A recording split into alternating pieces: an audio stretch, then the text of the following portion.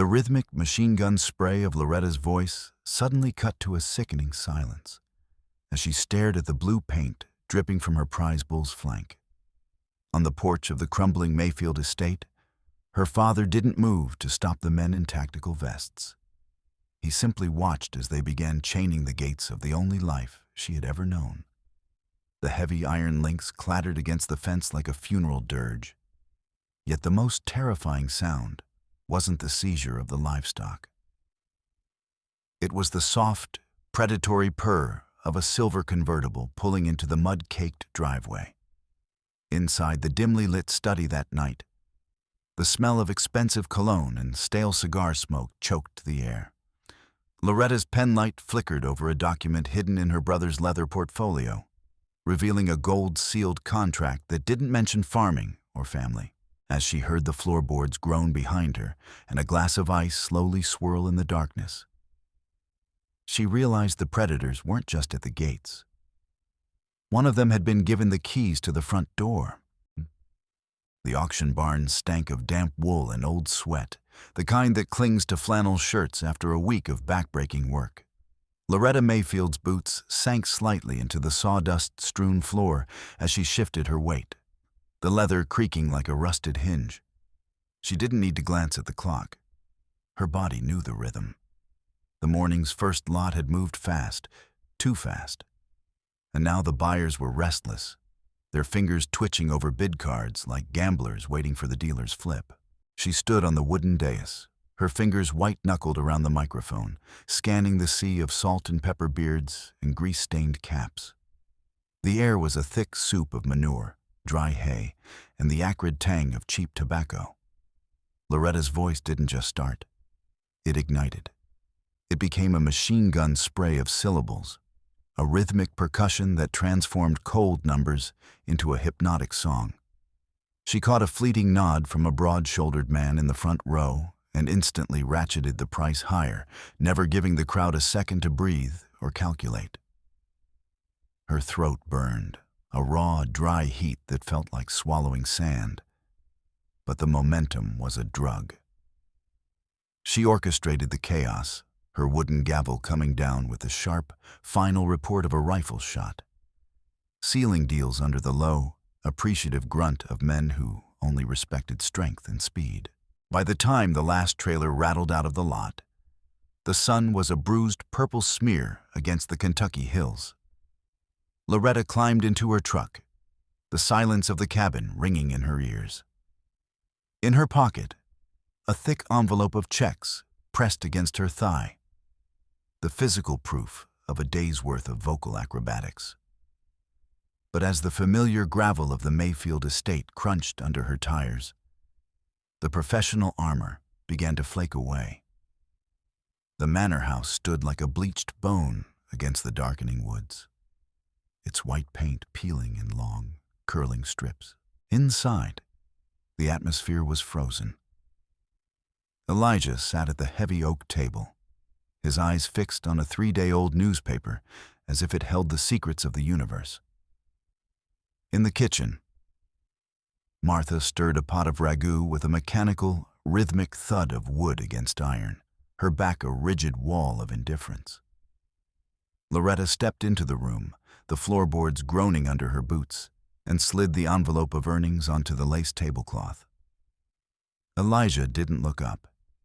He merely coughed, a dry, rattling sound, and jerked his chin toward the back door. Martha, without turning, dropped a grease-stained apron onto the floor and pointed a dripping spoon toward the mountain of crusty, mud-caked buckets stacked in the corner. Loretta stripped off her blazer, the fine fabric a mockery in this room, and plunged her hands into the basin.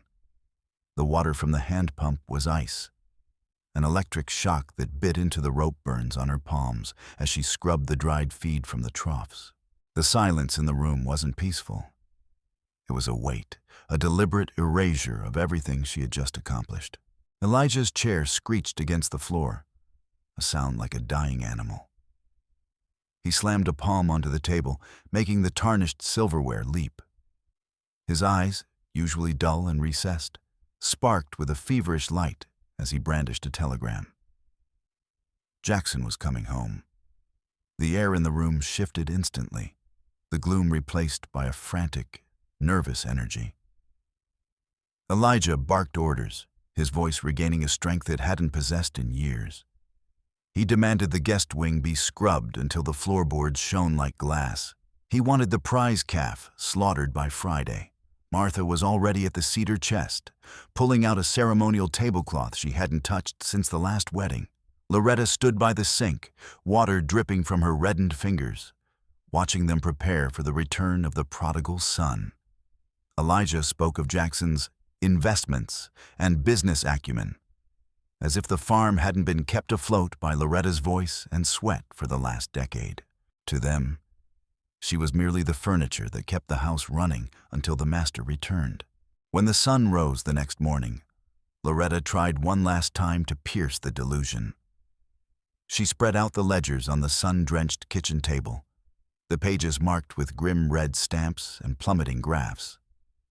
She pointed to the mounting debts, the interest rates that were devouring the acreage like locusts. "We're drowning, Dad," she said, her voice low and steady. Elijah leaned over the table, but he didn't look at the numbers.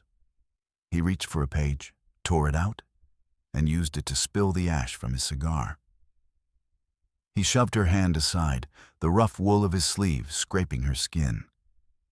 With a grunt of dismissal, he slammed the ledger shut, nearly catching her fingers in the binding, and walked out to the porch, leaving the evidence of their ruin to flutter onto the floor like dead leaves.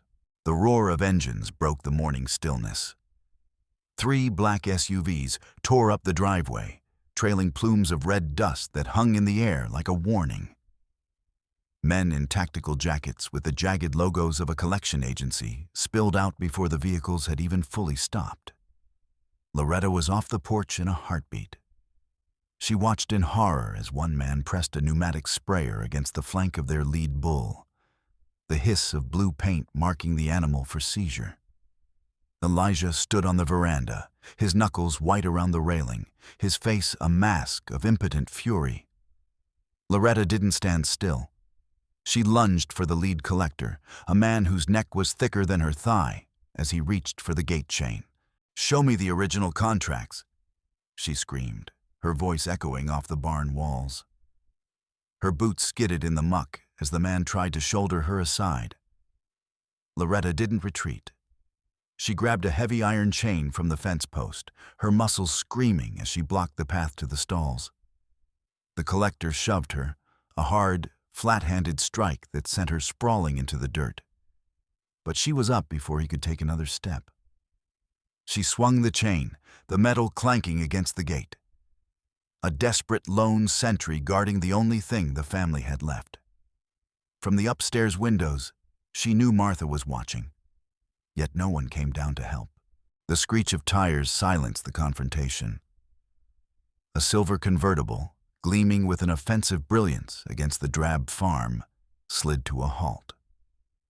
Jackson stepped out, his silk shirt unbuttoned at the collar, gold cufflinks catching the midday sun. He didn't look like a man coming home to a crisis. He looked like a man arriving to buy a toy. He smiled at the collectors, a wide, practiced grin that didn't reach his eyes. With a casual hand on the lead bailiff's shoulder, Jackson led him away, whispering something while scrolling through a sleek smartphone. Within minutes, the men were capping their paint cans and retreating to their SUVs. Jackson winked at Loretta, a gesture so condescending it felt like a slap, and waved the intruders off the property. Elijah broke his paralysis then, stumbling down the stairs to wrap Jackson in a crushing embrace, leaving Loretta standing in the mud, her chest heaving, the iron chain still heavy in her trembling hands. The dinner that followed was a theater of the absurd. The scent of roasted veal and expensive Napa wine, brought in Jackson's trunk, filled the dining room.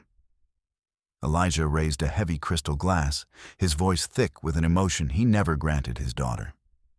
He announced, with the solemnity of a coronation, that Jackson was now the sole executor of the Mayfield estate and all its holdings. Loretta's chair scraped back as she stood to protest. But Elijah's hand cut through the air, a sharp, silencing gesture. Jackson accepted the keys to the heavy floor safe, his lip curling into a crooked smirk as he glanced at Loretta.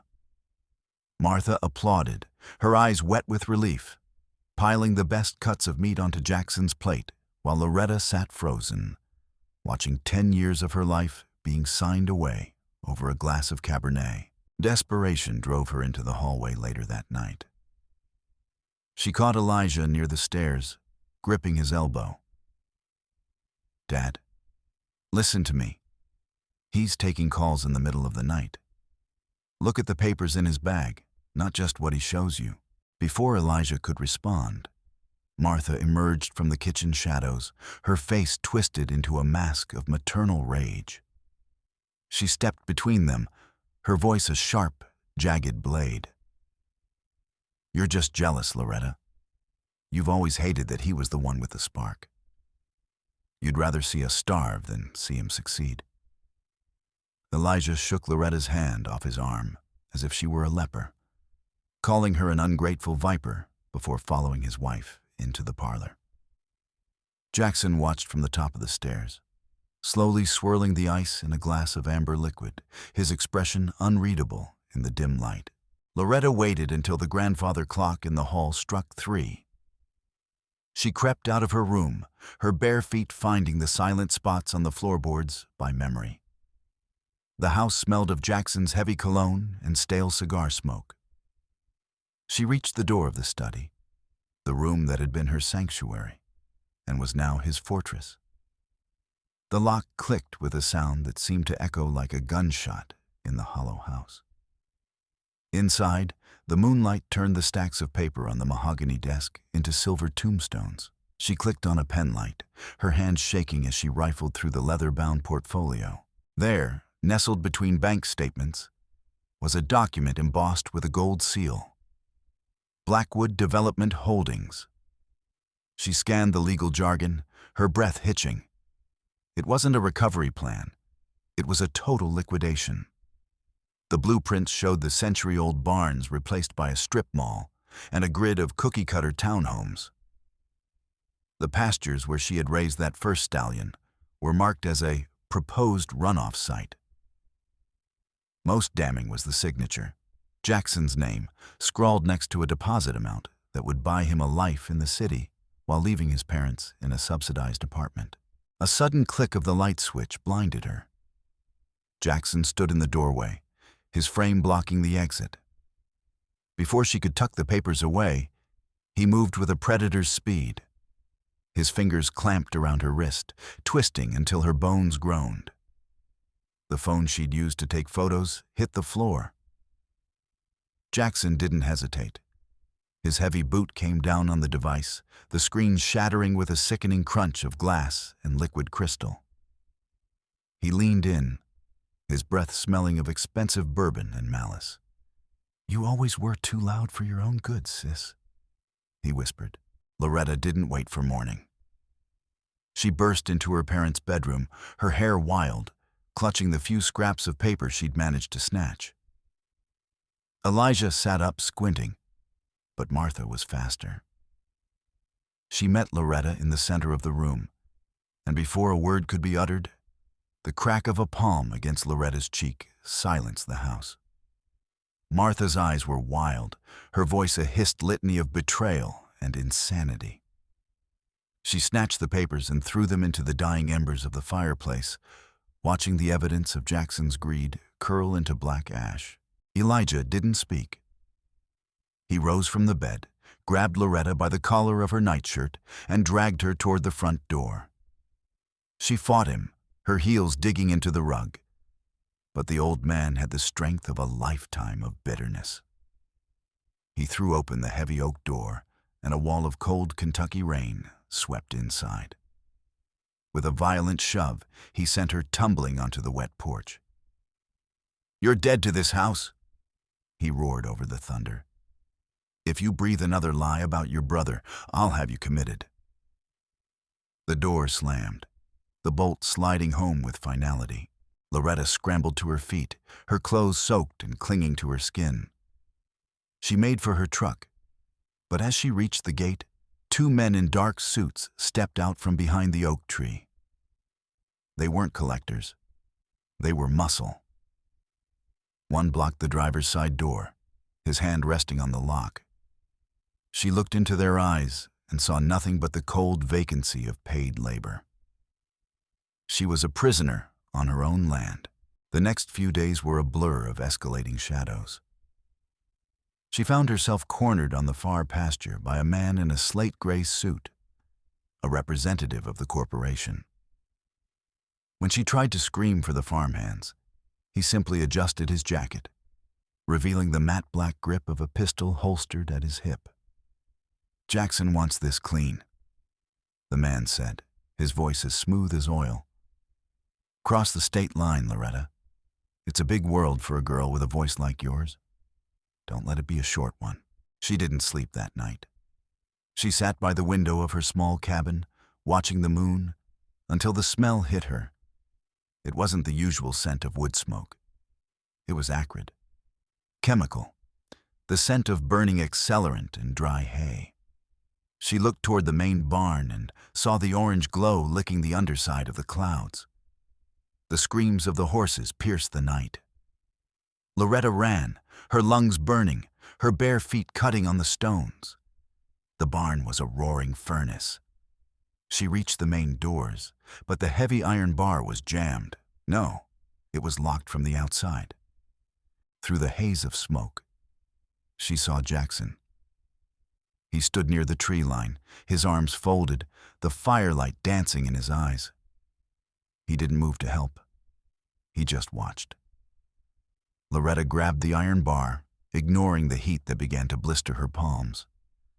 She pulled with a strength born of pure, unadulterated rage. The metal groaned, and as the doors swung wide, a wall of heat threw her back. She crawled inside, the air thick with soot, and began unlatching the stalls, driving the panicked animals out into the night. By the time the fire trucks arrived, the barn was a skeleton of glowing embers.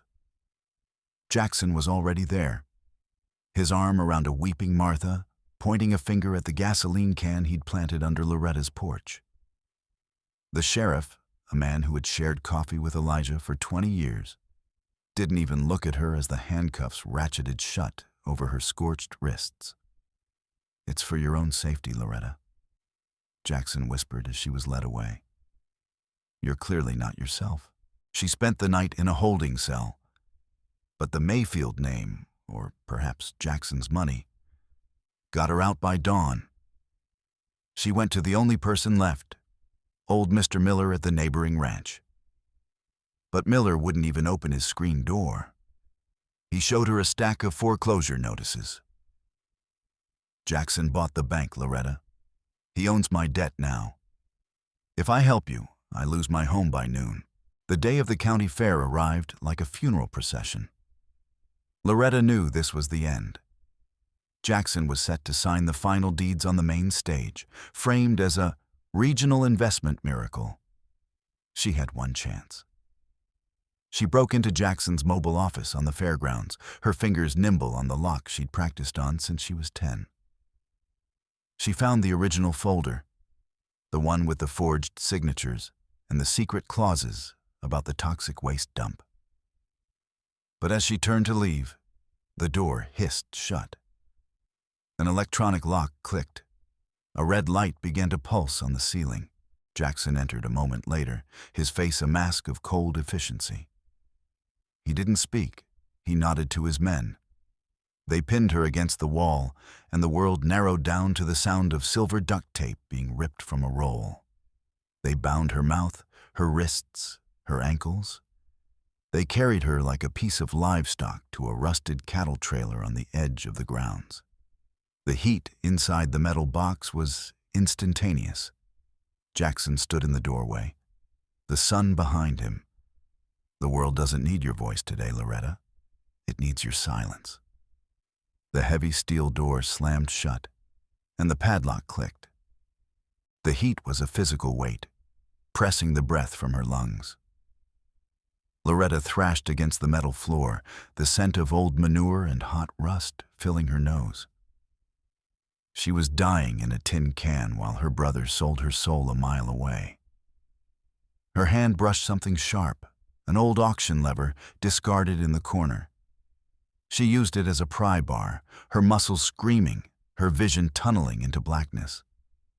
With a final, agonizing heave, a rusted panel of the siding groaned and gave way. She tumbled out into the dust, her clothes shredded, her skin a map of bruises and burns. She didn't stop to breathe. She ran. She tore through the fairgrounds, a ghost in the machinery of the celebration. She saw the sheriff and dove under a carousel, the music of the calliope mocking her heartbeat. She reached the main stage just as Jackson was picking up the pen, the local news cameras rolling. Loretta didn't climb the stairs. She vaulted onto the stage. She didn't hit him. She did something far more powerful. She lunged for the microphone. Jackson tried to shoulder her off, but she was a pillar of salt and iron. She opened her mouth and the voice came out. Not a song, but a rhythmic, high-speed assault of truth. She began to read the contract she'd memorized, the syllables flying like shrapnel. Paragraph 4, subsection B. The conversion of the Mayfield acreage into a Category 2 industrial landfill. Paragraph 12. The indemnity of Blackwood Holdings against the poisoning of the local water table. The crowd, initially shocked, went silent. Then the murmurs started. The farmers in the front row, men like Miller, began to look at the papers she was throwing into the air, the forged documents she'd tucked under her shirt. Jackson lunged for her, his face purple with rage. But a wall of denim and flannel stopped him. Miller and 3 others stepped onto the stage, their faces hard as flint. Loretta didn't stop. She pointed her finger at the sheriff, calling out the exact dollar amounts of the bribes he'd taken. She looked into the lenses of the cameras, making sure the whole county saw the sweat breaking out on the brows of the men in suits. The state police arrived 10 minutes later. They didn't come for Loretta. They took the leather portfolio she handed them, the smell of gasoline still clinging to her hair. Jackson tried to run, tripping over his own expensive shoes, falling into the mud he'd spent his life trying to escape. When it was over, Elijah and Martha stood at the foot of the stage. They looked small. They looked old. Elijah reached out a hand, his lips trembling with a late-coming apology. Loretta didn't take it. She didn't need their recognition anymore. She walked past them, her head held high, the silence of the evening finally belonging to her. She walked out to the far pasture, where the sun was setting behind the charred remains of the barn. The air was cool now, smelling of clover and the coming rain. She stood on the soil that was finally, truly hers, not by inheritance, but by conquest. She closed her eyes and took a breath. The voice inside her finally quiet, finally at peace. She was home.